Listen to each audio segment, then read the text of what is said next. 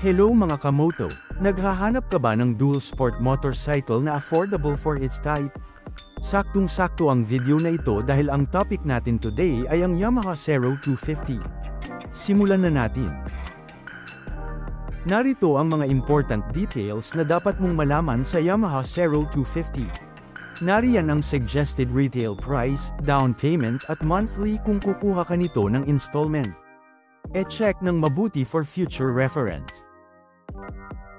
Ang Yamaha Zero 250 ay mayroong pang malakasang engine and exhaust, mayroon din itong mapormang tail and headlight at comfortable seat and fender, naka-meter panel din ito na digital, suspension, classic looking tires at pedal.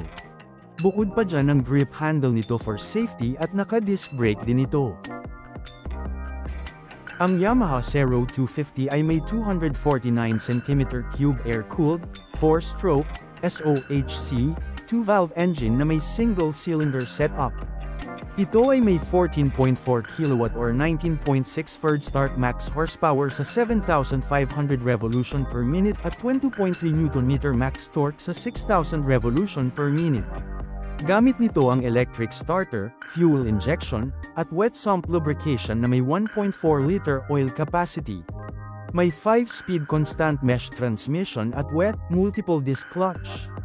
May semi-double cradle frame, telescopic fork sa harap, at swing arm, link suspension, sa likod. Ang gulong sa harap ay 2.75-21 tube type, habang ang likod ay 120/80/18 MC tubeless. Parehong may hydraulic single disc brake. May sukat itong 2,100mm by 805mm by 1,160mm, seat height na 803mm, wheelbase na 1,360mm, at ground clearance na 285mm. Ang bigat ay 133 kg, kasama ang langis at full tank, at may 9.3 liters fuel tank capacity.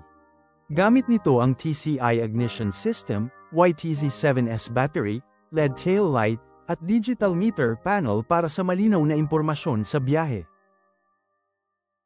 Ang Yamaha Zero 250 ay available sa mga kulay na white blue at white orange. Nagustuhan mo ba ang video? Huwag kalimutan mag-like at subscribe sa Moto Info at maging updated sa lahat ng bagong labas na motor sa Pinas. Thank you. Until our next video. Bye!